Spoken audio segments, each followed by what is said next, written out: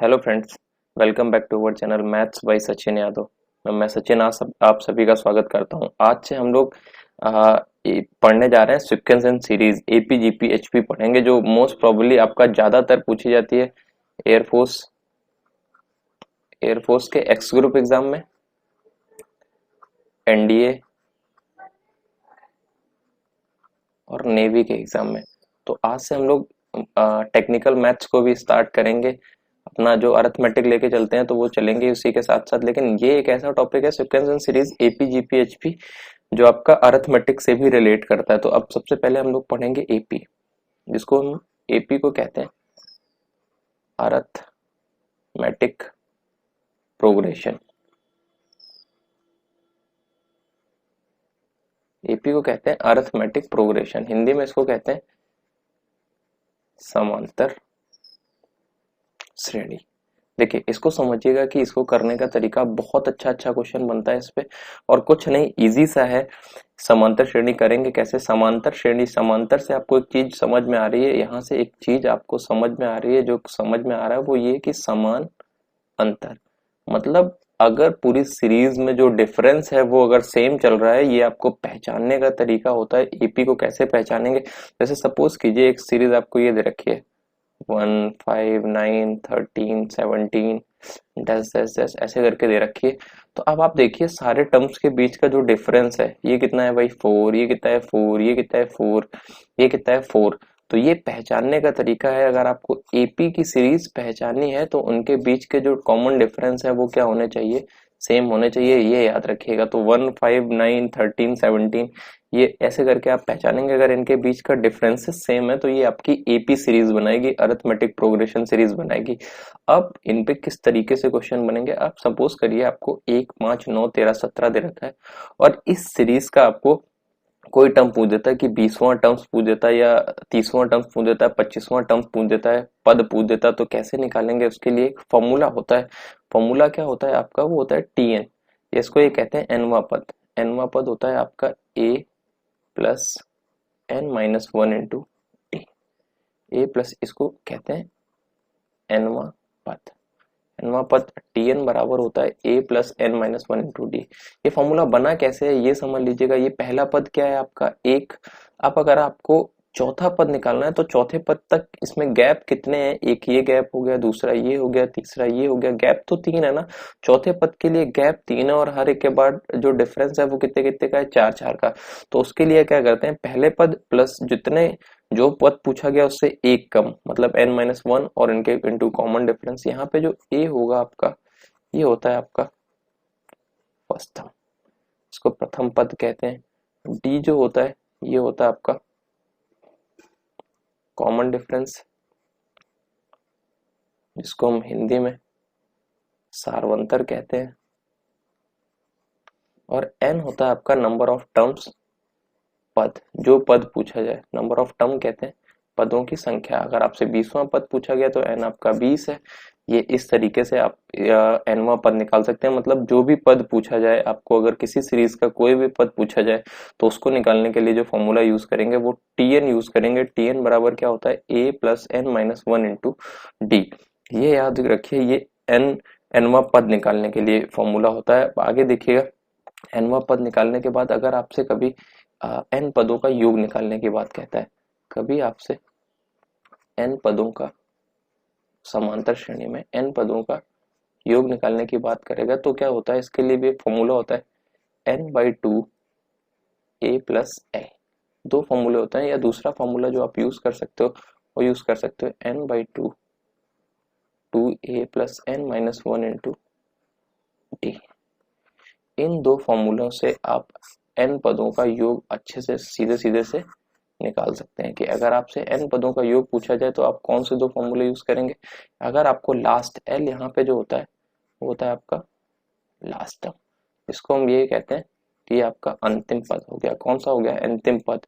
तो n पदों का योग निकालने के लिए जो फॉर्मूला यूज करोगे आप, वो यूज करोगे n by two A plus L. और दूसरा जो फॉर्मूला आप यूज कर सकते हो वो कौन सा यूज कर सकते हो? n बाई टू ब्रैकेट में 2a प्लस n माइनस 1 इंटू डी। इससे भी आप बहुत प्यार से निकाल सकते हो, कोई दिक्कत नहीं, आसानी से कर सकते हो। और देखिएगा आगे बढ़ते जाएंगे और आपको अच्छी अच्छी चीजें बताते जाएंगे। जैसे सपोज करिए, अब इस पे थोड़ा सा एक दो एग्जांपल लेते हैं। जैसे मैंने ऐसे कह दिया 1, 5, 9, 13, 17। अब मुझे इस सीरीज का दो चीजें पूछी गई। पहला पूछ दिया गया कि मुझे 20वां पद चाहिए, और दूसरी चीज पूछी गई मुझे 20 पदों का योग बताना है। ये दो क्वेश्चन बनाए गए। तो अब इन दोनों को कैसे करेंगे देखिएगा। 20वां पद पूछा है तो आपको जो n मिल गया वो कितना मिल गया, 20। इस सीरीज से a हमको पता है 1, और हमको जो यहाँ से t पता चल गया, सॉरी d पता चल गया। d का मतलब कॉमन डिफरेंस आप देखिए सबके बीच में कितने कितने का है, 4 4 का। तो d कितना पता चल गया, 4। अगर आपको बताना है 20वां पद तो t20 जो होगा आपका वो हमेशा याद रखिएगा a प्लस 19d। जितना पूछा गया उससे एक कम, ए आपका कितना है 1, 19 इंटू डी कितना है 4। तो 19 इंटू 4 76 हो गया, और 76 में 1 ऐड कर दिया तो कितना हो गया 77। यही आपका आंसर हो गया। लेकिन अगर 20 पदों का योग पूछा जाए तो कैसे करेंगे, फिर से वही n/2।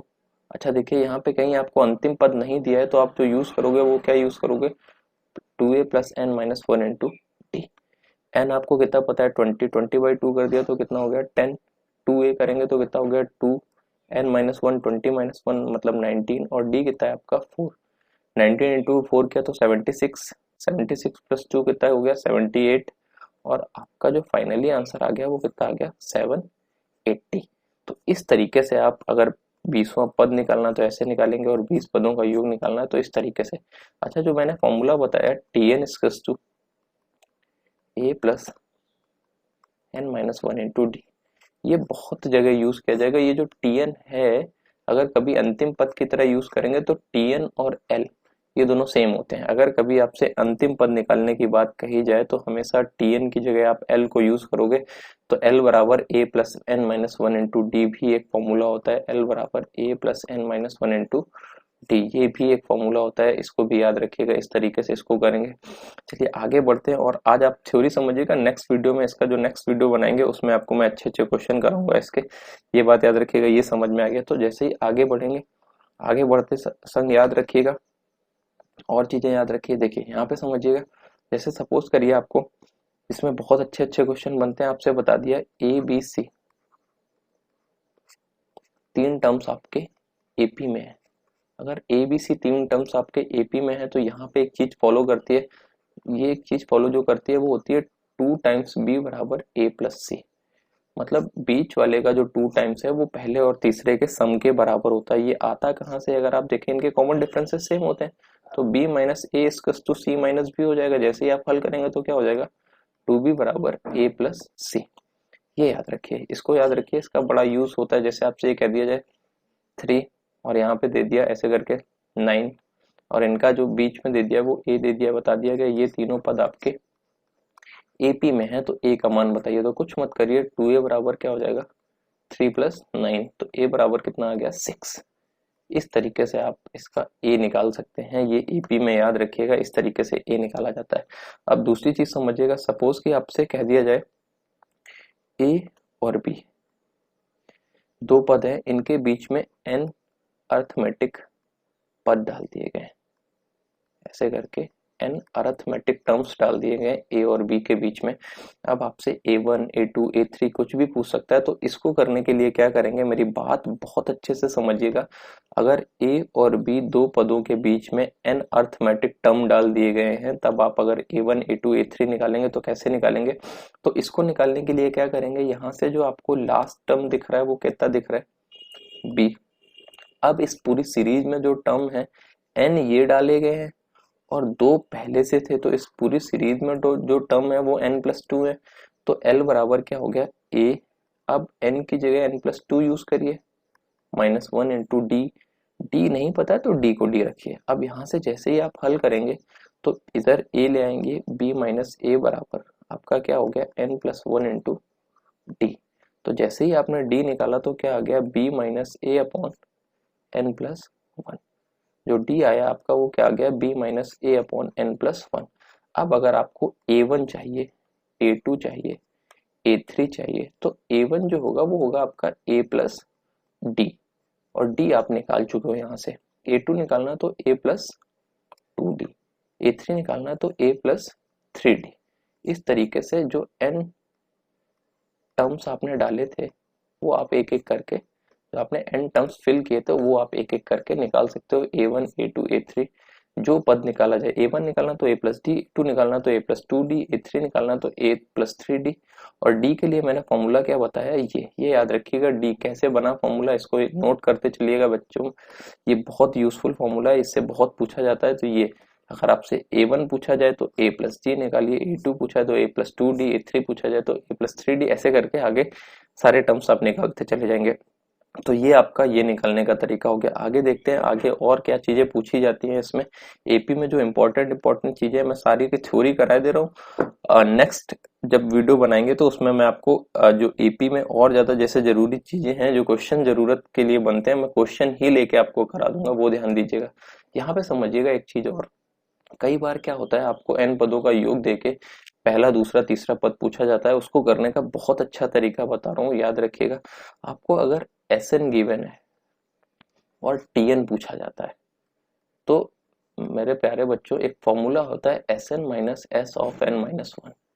इससे बहुत सारे बच्चे जो Tn निकालते हैं वो यहाँ से निकालते हैं, और उसके बाद आप क्या करते हैं, जैसे एक एग्जांपल लेते हैं, जैसे मैंने आपको दे दिया Sn जो गिवन है मैंने बता दिया 2n स्क्वायर प्लस n है।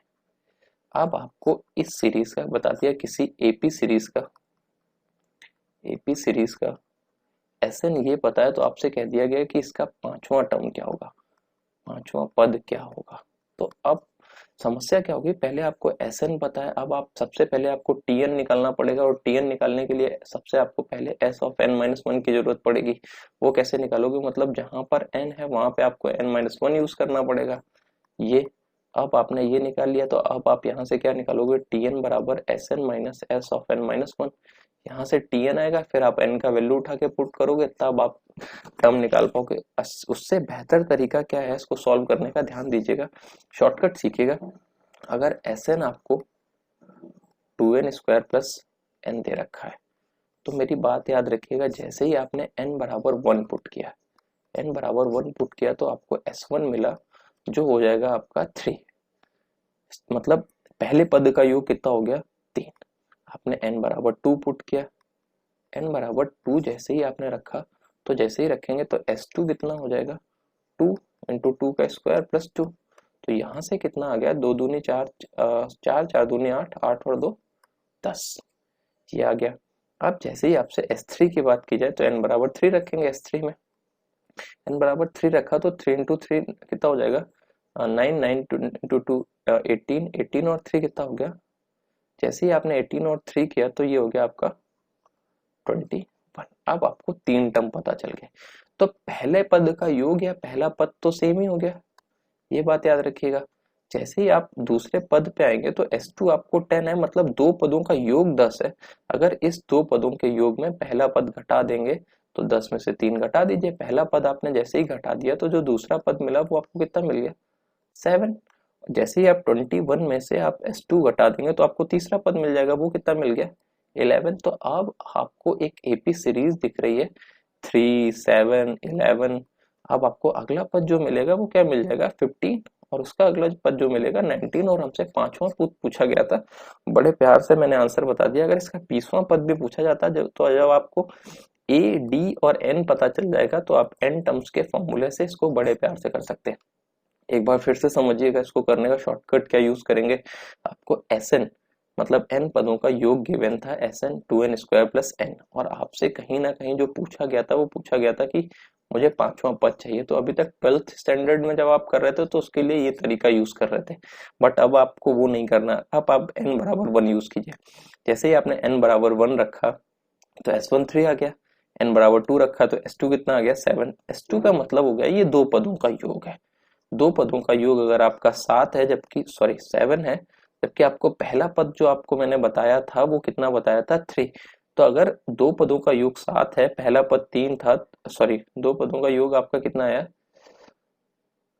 10 आया था, ये दो पदों का योग 10 आया है। पहला पद 3 था, जैसे ही घटा दिया तो दूसरा पद मेरा क्लियर हो गया 7। तो जब S3 निकाला तो 3 पदों का योग 21 था। 3 पदों में 2 पदों का योग आपको स्टार्टिंग के 2 टर्म्स का जो सम पता है वो आपको 10 पता है। तो थर्ड टर्म जो हो गया वो 11 हो गया। तो 3 4 7, 7 और 4 कितना हो गया 11। तो इस तरीके से आप बड़े प्यार से ये कर सकते हो कि 3 7 11 15 19, इस तरीके से आपको जितने भी पद चाहिए, जो भी टर्म चाहिए, आप इस तरीके से निकाल सकते हो। तो ये अगर आपको एसएन दिया है और कोई पद निकालने की बात कर रहा है तब आप इस तरीकों को यूज करेंगे, याद रखिएगा। इसमें से हमेशा याद रखिएगा, ये बहुत इंपॉर्टेंट पॉइंट है, इसको हमेशा याद रखिएगा। इस तरीके से किया जाता है। इसके बाद एपी के थोड़े से रूल्स होते हैं, उनको याद जरूर रखिएगा। एपी के थोड़े से रूल्स होते हैं, उनको जरूर याद रखिएगा। जैसे सपोज करिए कि आपने एक कोई सीरीज ले ली, ऐसे करके 2 6 10, ऐसे करके 14 18 डैश डैश डैश। तो पहला पॉइंट याद रखिएगा, हमेशा फर्स्ट पॉइंट याद रखिएगा कि एपी के किसी पद में किसी प्रत्येक पद में किसी समान संख्या को जोड़ा जाए तो जो प्राप्त सीरीज होती है वो हमेशा एपी में ही रहती है। इस बात को याद रखिएगा, सीरीज एपी में रहती है। एग्जांपल समझिएगा, आपकी जो ऊपर की सीरीज है एपी, ये 2 6 10 14 18 ये सारी सीरीज जो मैंने ली है ये आपकी एपी में है। अब मैंने क्या किया, प्रत्येक पद में सपोज कीजिए 5 5 जोड़ दिया। तो 2 में 5 जोड़ा 7, 6 में 5 जोड़ा 11, 10 में 5 जोड़ा 15, 14 में 5 जोड़ा 19 और 18 में 5 जोड़ा 23। तो क्या ये अभी एपी सीरीज नहीं है? देखिए क्या इनके बीच के कॉमन डिफरेंसेस अलग हो गए? तो याद रखिएगा, किसी समान पद को जोड़ा या घटाया जाए, ये भी याद रखिएगा, जोड़ा या घटाया जाए तो प्राप्त सीरीज एपी में ही रहती है। ऐसे ही याद रखिएगा, अगर इसमें कुछ गुणा या भाग भी किया जाए किसी समान पद से, ये बात जरूर याद रखिएगा, तो अलग अलग पद नहीं होने चाहिए, समान पद से गुणा या भाग किया जाए तो भी जो प्राप्त सीरीज है वो आपकी एपी में ही रहेगी, ये बात याद रखिएगा। अब जैसे एग्जांपल के तौर पे मैंने ऊपर जो सीरीज दे रखी है उसमें हर एक टर्म में 3 का मल्टीप्लाई कर दिया। तो 2 में 3 का मल्टीप्लाई किया, 6 6 में 3 का मल्टीप्लाई किया, 18 10 में 3 का किया, 30 14 में किया, तो 42 इसमें किया, तो 54 ऐसे करके। तो अब देखिए क्या इनके बीच के कॉमन डिफरेंसेस चेंज हैं? सेम कॉमन डिफरेंसेस हैं। तो क्या ये जो प्राप्त सीरीज है क्या ये एपी में नहीं है? तो ये भी एपी में है। तो एक सीधा सा रूल याद रखिएगा कि अगर एपी के प्रत्येक पद में किसी समान संख्या को जोड़ा घटाया गुणा या भाग किया जाए तो जो प्राप्त सीरीज होगी वो भी एपी में रहेगी, ये बात याद रखिएगा। इसका बड़ा यूज होता है क्वेश्चंस में, ये बात याद रखिएगा। आपको ये पॉइंट भी मेरे ख्याल से समझ में आ गया होगा। तो आगे बढ़ते हैं, आगे देखिएगा और एक पॉइंट समझिएगा एपी के लिए। एपी में कभी आपको एपी में कभी भी आपको 3 पद 3 टर्म्स 3 पद अगर अपनी तरफ से मानने हैं 3 पद मानने हैं तो आप हमेशा जो पद मानेंगे वो मानेंगे a माइनस जी ए और a प्लस डी। अगर एपी में कभी आपको 3 पद मानने हैं तो हमेशा आप a माइनस जी ए और a प्लस डी मानेंगे। अगर आपको 4 पद मानने हैं तो हमेशा आपको जो मानने पड़ेंगे वो a minus 3d, a minus D, a plus D और a प्लस 3d, इस तरीके से मानेंगे। जब आपको 3 पद मानने तो a minus D, a plus D, और जब आपको 4 पद मानने तो a minus 3d, a minus D, a plus D और a प्लस 3d, इस तरीके से मानेंगे, ये बात याद रखिएगा। तो बड़े यूजफुल चीजें हैं, इनको याद रखिए, इनका बड़ा यूज रहेगा आपके एपी में।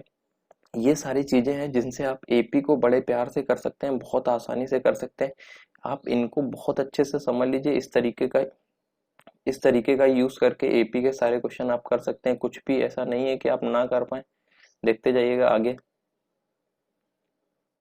चलिए बात करते हैं जीपी की। तो जीपी सीरीज कैसे हल की जाती है इसको देखिएगा, बड़े आसानी से आप जीपी सीरीज भी हल कर सकते हैं। जीपी जीपी का मतलब जो होता है, इसको इंग्लिश में कहते हैं ज्योमेट्रिक ज्योमेट्रिक प्रोग्रेशन। इंग्लिश में कहा जाता है ज्योमेट्री प्रोग्रेशन, और हिंदी में इसको कहते हैं गुणोत्तर श्रेणी। क्या कहा जाता है? गुणोत्तर श्रेणी। अब वहां पे हमने जब आपको समांतर श्रेणी बताया तो वहां बताया कि हर दो संख्याओं के बीच का जो अंतर होता है वो समान होता है, तो वो आपकी अरिथमेटिक प्रोग्रेशन समांतर श्रेणी कहलाती है। बट यहाँ पे थोड़े से डिफरेंसेस हैं जिन पे आपको ध्यान देना है। यहाँ पे जो डिफरेंसेस हैं, जो चीजें हैं वो ये हैं कि अगर सपोज करिए कि चीज यहाँ पे याद रखने वाली ये है, तो यहाँ पे इसका क्या होता है कि इसका बीच के जो सार्वनुपात होते हैं, जो इनके कॉमन रेशियोज होते हैं वो सेम होते हैं। तो देखिए इनको कैसे किया जाएगा। जैसे एक छोटा सा एग्जांपल ले लिया मैंने, जैसे आपको एक सीरीज लेके दिखाई 2, 6, 18, 54 ऐसे करके, ये ले लिया मैंने ऐसे करके डैश डैश डैश। ये जो सीरीज है इनके बीच के जो कॉमन रेशियोज हैं वो देखिए। ये इसका कितना टाइम्स है? 3 टाइम्स। ये इसका 3 टाइम्स। ये इसका 3 टाइम्स। ये वहां पे हम डी को यूज कर रहे थे जो कॉमन डिफरेंस हो रहा था, यहाँ पे हम आर को यूज करेंगे जो कॉमन रेशियो होगा। और आर निकालने का तरीका जो क्या है, जैसे मैंने वहां पे आपको कॉमन डिफरेंस निकालना बताया, यहाँ पे आर जब आप निकालोगे तो क्या करोगे? Second term upon first term, या ये कह सकते हो आपकी third term upon second term, या ये कह सकते हो कि fourth term upon third term. इस तरीके से आप कॉमन रेशियो आर को निकालेंगे। और अगर इस श्रेणी का अगर कोई सीरीज ले ली, तो अगर आप सीरीज का पहला पद ए लिया तो दूसरा होगा वो ए आर होगा, तीसरा ए आर स्क्वायर होगा, डैश डैश डैश। जो एनवा पद होगा वो आपका होगा ए आर की पावर एन माइनस वन, जिसको हम टी एन कहते हैं। जो टी एन होता है वो क्या होगा? ए आर की पावर एन माइनस वन। अगर आपको 20वां पद निकालना है तो एन की जगह 20 उठा के रख दीजिए, 20वां पद आ जाएगा। यहाँ पर ए आपका क्या होगा? ए होगा आपका फर्स्ट टर्म, आर होगा कॉमन रेशियो, और जो एन होगा ये होगा आपका नंबर ऑफ टर्म्स, पदों की संख्या कहते हैं जिसको। इस तरीके से आप ये कर सकते हो बहुत प्यार से। यहाँ से आपने क्या, आपको अगर n पदों की कोई सीरीज दे रखी है, 20 कोई सीरीज दे रखी है जीपी सीरीज। जीपी सीरीज पहचानोगे कैसे? जिनके बीच के कॉमन रेशियो सेम हो तो आप जीपी सीरीज पहचान जाओगे। अगर उसके बाद सपोज कि आपसे उस सीरीज का कोई भी पद पूछता है, 5वां, 6वां, 10वां, 12वां, जो आप जो फॉर्मूला यूज करोगे वो आप ये फॉर्मूला यूज करके बड़े प्यार से कर ले जाओगे। अब सपोज करो इसी सीरीज के सम के फॉर्मूले की बात करें, इस सीरीज का सम कैसे निकालेंगे, तो देखिएगा इस सीरीज के सम के फॉर्मूले के लिए देखिए यहाँ पे देखिएगा सम कैसे करेंगे। जैसे आपको एक सीरीज दे रही है कि ए आर स्क्वायर और dash dash dash dash A R की पावर एन माइनस वन, ये एन पदों की सीरीज है। अब यहाँ के इसका सम ऑफ एन टर्म्स कह दिया गया, सम ऑफ एन टर्म्स, या ये कह दो एन पदों का योग, एन पदों का योग। एन पदों के योग के लिए इसके जो फॉर्मूला आता है वो होता है S equals to capital equals to A bracket में आर की power N minus one upon R minus one.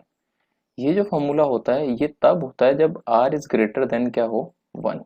ये तब के लिए होता है जब आर इज ग्रेटर देन। दूसरा फॉर्मूला होता है इसका ए ब्रैकेट में वन माइनस आर की पावर एन, और ये तब के लिए होता है जब R is less than one, जब आर वन से क्या हो?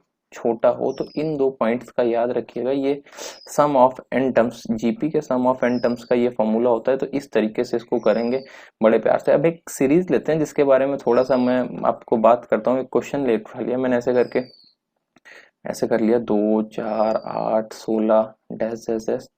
अब आपसे इस सीरीज का पहला जो क्वेश्चन मैंने उठाया, पहला इस सीरीज का मैथ्स से पूछ दिया गया कि आप मुझसे 15वां पद बता दीजिए, 15वां पद बता दीजिए। तो अभी अभी मैंने पिछले पिछले बार आपको इसका फॉर्मूला बताया, ए आर की पावर एन माइनस वन। ए आपका 2 हो गया, आर देखिए आप second term upon first term करेंगे तो 2 आ गया।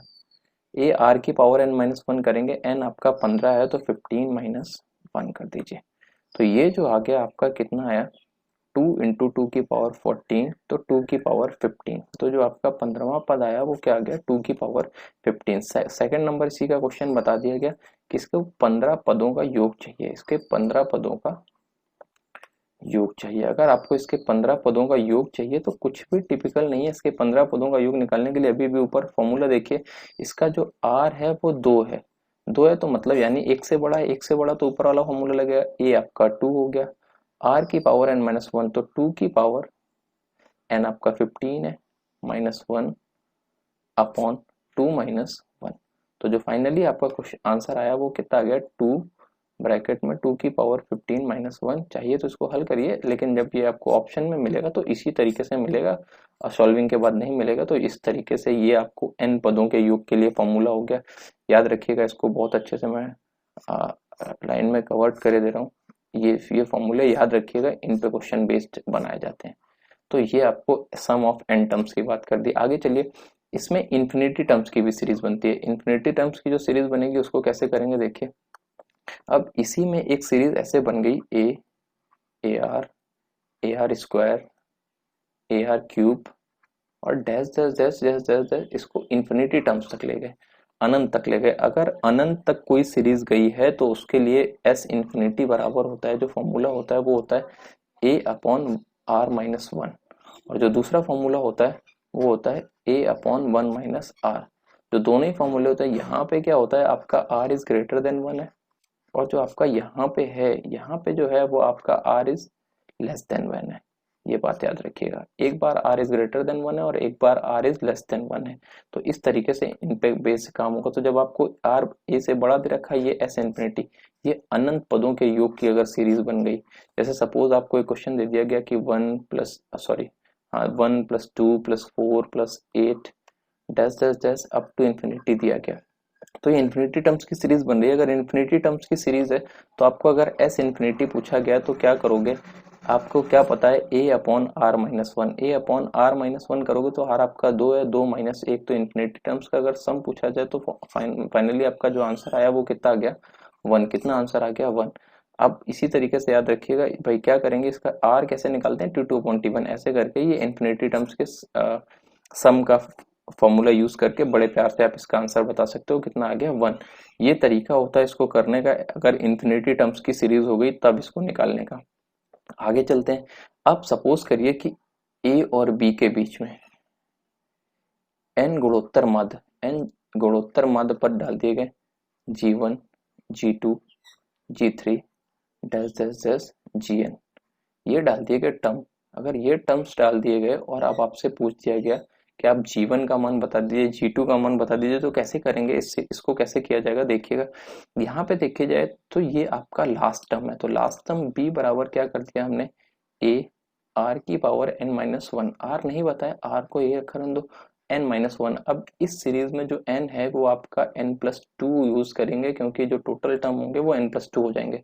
तो b बराबर क्या हो गया, a r की पावर n+1। अब यहाँ से आपको कॉमन रेशियो निकालना है, तो ये इधर मल्टीप्लाई में इधर अपॉन में आ जाएगा, तो b/a हो गया r बराबर r की पावर n+1। जैसे ही आपने r बराबर निकालना तो क्या आएगा, b/a, यहाँ से डिवाइड में आ जाएगा ये 1/n+1। तो जो फॉर्मूला बना वो आपका बन गया r = b/a 1 की पावर n+1, सॉरी 1/n+1। ये बात याद रखिएगा, ये आपका r आ गया। अब अगर आपको G1 निकालना है तो आप AR यूज करिए, G2 निकालना है तो आप AR² यूज करिए, G3 निकालना है तो AR³ यूज कीजिए। इस तरीके से, क्योंकि आपको R पता है और A सवाल में पहले से गिवन था, तो इस तरीके से आप इतने सारी चीजों को बड़े प्यार से कर सकते हैं। ऐसे करके इनको करना। अगर आपसे ये कह दिया जाता है कि n गुणोत्तर माध्य पद बीच में डाले जाते हैं, n गुणोत्तर माध्य पद A और B के बीच रखते हैं, तो रखते हैं तब आप इस तरीके से बड़े प्यार से आप इसको हल कर सकते हैं। तो आप यहाँ से ये बहुत इंपॉर्टेंट चीज है, इसको याद रखिएगा। और फिर आप G1 G2 G3 Gn जो भी पूछे वो आप बड़े प्यार से निकाल सकते हैं, कि जो भी पूछा जाएगा आपको A और R दोनों का वैल्यू पता है, उठा के आप आंसर निकाल लीजिए। अब आगे बढ़ते हैं, आगे बढ़िएगा। अब यहाँ पे आपसे मैंने कह दिया कि सपोज करिए कि A B C 3 पद आपके GP में दे रखे हैं, तो जो इनका रिलेशन होगा, जो रिलेशन बिल्ड होगा वो क्या होगा, वो यहाँ पे ध्यान दीजिएगा। क्या बताया, इनके जो कॉमन रेशियो सेम होते हैं, तो अगर second term upon first term कर दें b/a बराबर third term upon second term करेंगे, तो ये जैसे ही आपने किया तो यहाँ से जो इसका रिलेशन बिल्ड हो रहा है b² बराबर ac, तो b बराबर क्या होगा, √ac। तो जो इनका रिलेशन बिल्ड हुआ वो क्या हो गया, b = √ac या b² बराबर ac। जैसे एग्जाम्पल के तौर पर आपसे कह दिया गया 9 x और 16, ये आपके जीपी सीरीज है। कौन सी सीरीज है? GP series. तो x का मान बताइए। तो x इक्वल टू क्या हो जाएगा? Root of 9 into 16। तो x की वैल्यू कितनी आ गई? 12।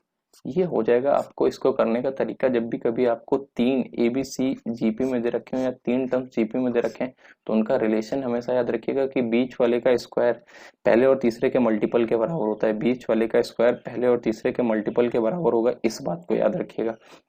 चलिए आगे बढ़ते हैं। अगला देखिए, अगला जैसे मैंने आपसे ये बता दिया, यहाँ पे बहुत आसानी से समझना कि जैसे आपसे कोई मैंने बता दिया कि तीन टर्म्स कभी आपको जीपी में मानने हैं।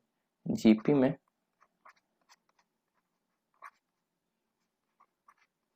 तीन टर्म्स अगर आपको कभी लेने हैं तो आप हमेशा क्या लोगे? बहुत अच्छे से याद रखना। तो जो आप तीन टर्म्स लोगे वो लोगे ए बाई आर, ए और ए आर।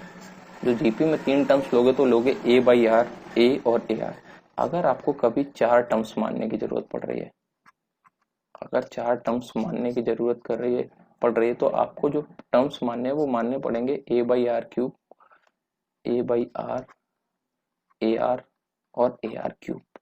ऐसे करके आप चार टर्म मानोगे। इसका फायदा क्या होता है कि जब आप इन तीनों टर्म्स का मल्टीपल करोगे तो आपका आर खत्म हो जाएगा। वही है सेम चीज इसमें, जब आप इन चारों टर्म्स का मल्टीपल करोगे तो आपका आर का कोई यूज नहीं बचेगा। इस वजह से जब भी कभी आपको जीपी में तीन टर्म्स एज्यूम करने तो ऐसे करके एज्यूम करिए, और जब चार टर्म्स एज्यूम करने तो इस तरीके से एज्यूम करिए, और बड़े प्यार से आप इसको कर सकते हैं। तो इस तरीके से आप जीपी की सारी चीजें, जितने भी पॉइंट्स होते हैं इतने पॉइंट्स ही होते हैं। अभी मैं नेक्स्ट टर्न पे इसके क्वेश्चन सॉल्व करेंगे तो अच्छे अच्छे क्वेश्चन जो एग्जाम में पूछे जा चुके हैं, जो पूछे जा सकते हैं, उन पे काम करेंगे। अभी इसका थ्योरी अच्छे से समझिए, इसके बाद इसके क्वेश्चन करेंगे। अब बात करते हैं एचपी सीरीज की। एपी पढ़ा, जीपी पढ़ा, एचपी। एचपी को इंग्लिश में कहते हैं हार्मोनिक प्रोग्रेशन। हार्मोनिक प्रोग्रेशन का मतलब समझिए, इसको कहते हैं हरात्मक माध्य। देखिए इसका भी बड़ा यूज होने लगा है, हरात्मक माध्य। अब हरात्मक माध्य को अगर हम कह दें तो HP is reciprocal of AP. एक तरीके से देखा जाए तो जो एचपी है वो एपी की जस्ट उल्टी होती है, ये बात याद रखिएगा। जो एचपी है रेसिप्रोकल ऑफ एपी, एपी का जस्ट अपोजिट होता है। कैसे करेंगे इसको, कैसे समझेंगे कि जस्ट रेसिप्रोकल कैसे होता है? एक छोटा सा दिमाग लगाइए। अगर आपको 2, 3, 4, 5, 6 ये एपी में दे रखे हैं, तो अगर हम आपसे कह दें तो 1/2, 1/3, 1/4, 1/5 और 1/6 ये किस सीरीज में होंगे? ये आपके एचपी में होंगे। ये बात याद रखिए बस।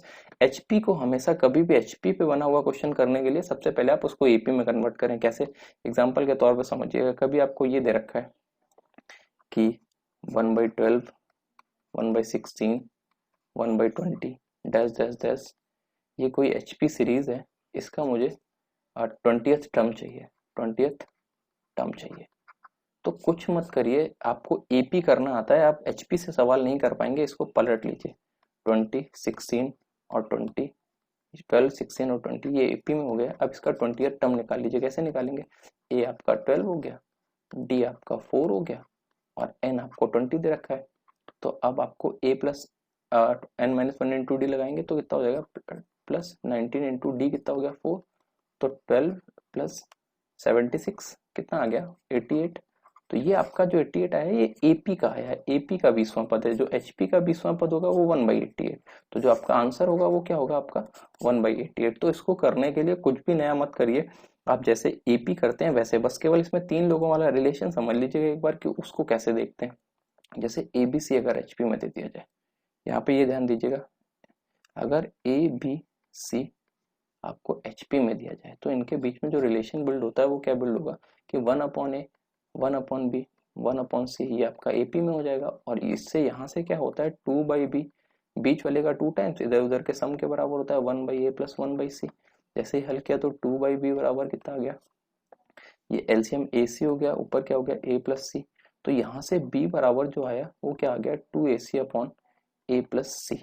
तो यहाँ पे जो याद रखने वाली बात है वो याद हमेशा ये रखिए कि अगर आपको ABC HP में दे रखे हैं तो आप याद रखिए इसको, अगर ABC HP में दे रखे हैं तो हमेशा ये याद रखिए कि B बराबर आपका जो होगा वो होगा 2AC upon A plus C।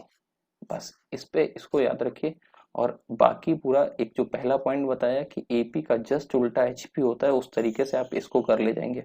तो आज मैंने आपको जो बताया उसमें मैंने आपको एपी जीपी एचपी की सारी थ्योरी बताई है। कल अगले टर्न पे जो इसकी क्लास करेंगे वहां पे हम आपको इसका पूरा डिटेल में इसके बहुत अच्छे अच्छे क्वेश्चन लेके 20 से 25 क्वेश्चन लेके हल करेंगे, जिससे आपके सारे कंफ्यूजन्स दूर कर देंगे। तो याद रखिए इस वीडियो को जरूर देखने के बाद चैनल को लाइक शेयर सब्सक्राइब करना ना भूलें। थैंक यू बेटा।